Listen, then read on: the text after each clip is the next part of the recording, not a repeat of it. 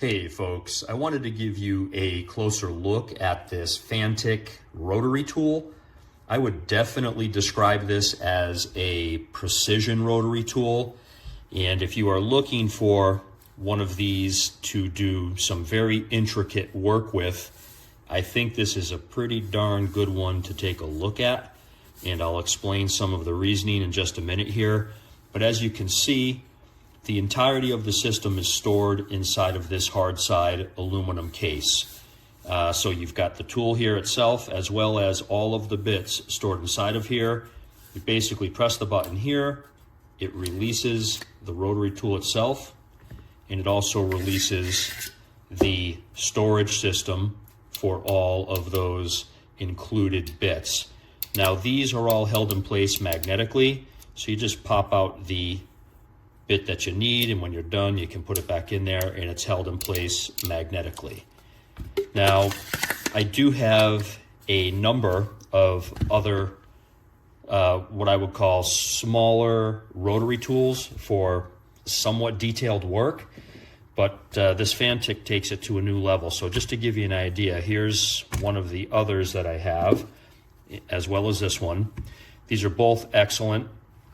I've found them to be very useful, but as you can see, this Fanttik unit here kind of takes the how do I say, the refinement, if you will, to a whole new level for doing intricate and detailed work. This is you know, basically the size of a magic marker or so, right? So here is a Sharpie and there's the Fanttik. So you got a pretty good comparison there. But a few things I wanted to show you here about this unit that I like. So there's nothing to get your hands snagged on or anything like that. So if you're doing precision work, this is a very easy tool to manipulate. You have a knob on the back which turns it on and off, and then you have a button here, and I want to be clear about this, and I'll show you in just a minute, that changes the power settings. So to turn it on, you basically turn it on with that knob right there. You get the light that comes on in the back there. There is a multi-LED light on the front. Doesn't give you a whole lot of illumination, but it's not too bad for what it is, but don't expect anything earth-shattering with the LED on here. But basically, once you turn the knob to the on position, you press the button here. And that is not just a proximity type of a button. You have to press it firmly. So right now I am on the 3rd speed setting. There's the 4th, there's the 5th, and there's back to the 1st. So you cannot, or certainly would not be easy to accidentally depress that button and change the speed. You really have to be purposeful about it when you are pressing that. So if you just, you know, rub your hand on there, whatever the case may be, while you're using this thing, you're not going to accidentally change the speed. You have to affirmatively and positively press right there on that button for it to change the speed.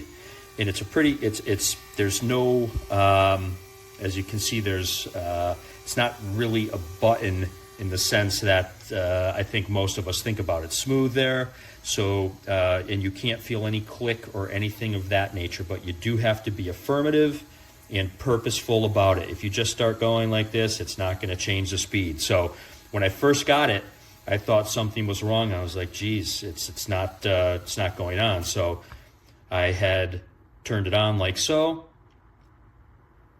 and then I went to press the power button or the speed button there, and I thought, geez, this thing isn't working. No, you have to press affirmatively and you will be in business. Give me just a second. I'm going to cut the tape here, and what I'm going to do is use my tachometer here to show you and verify the speeds that the manufacturer claims this tool can produce. So give me just a second here. Okay, I am back, and what I'd like to do here is a little demo for you to test out the real-world speeds that this tool produces compared to the manufacturer's claims. As you can see, I have my custom bit on here. It's got a little slice of reflective material on there so that I can use my digital tachometer here to test the speeds. And I'll give you a little bit of a spoiler. On 4 out of the 5 speed settings, this tool actually surpasses the manufacturer's claims. So let's get this started. We will start with the lowest speed setting. The manufacturer claims it should be 12,000 RPMs. As you can see there, coming in at about 12,200 RPMs. Second speed setting is supposed to be 15,000 RPMs. Again, you can see we are exceeding that, 15,200 or so. Third speed setting is claimed to be 18,000 RPMs. And you can see we are exceeding that again. There we go. Fourth speed setting, the claim is 20,000 RPMs. And we are quite a bit over that at about 21,000, let's just call it 21,150 or so. There we go. And on the highest speed setting, the claim is 25,000 RPMs. And this is the only speed where it does not meet that claim. So coming in at about 23,200 RPMs, give or take. So for me, not meeting that 25,000 RPM mark is not an issue. This has more than enough speed for any of the detailed work that I am doing. There's a few other things I'd like to point out here for you. First, this is an all aluminum body on this tool. It's not plastic, this is all aluminum. The tool doesn't really vibrate all that much at all, and it's not very loud either, and I think that should come through pretty well on the video here. But fatigue, if there is such a thing as getting fatigue from a rotary tool, should be minimal with a tool like this because there's really not much vibration at all. The only thing worth pointing out here as, I don't know if I'd call it a concern, but I'd say it's something to be aware of, is that if you have large hands, it may be a little bit tricky for you to tighten and loosen that collet there. So I don't have the biggest hands in the world, but I can do it all right without much of an issue, but it could be a little bit more challenging if you have larger hands. But overall, I really do like this rotary tool. I think it's excellent for precise, intricate, and detailed work.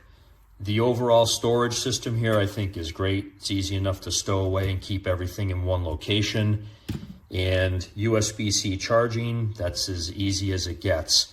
So at the current price, which is about $56 for this setup, I think this is a 5-star tool.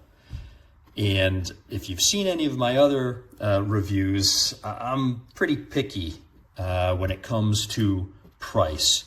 So at that $56 price point, I do think this is a 5-star tool. I think the quality is excellent, and I really don't have anything bad to say about this.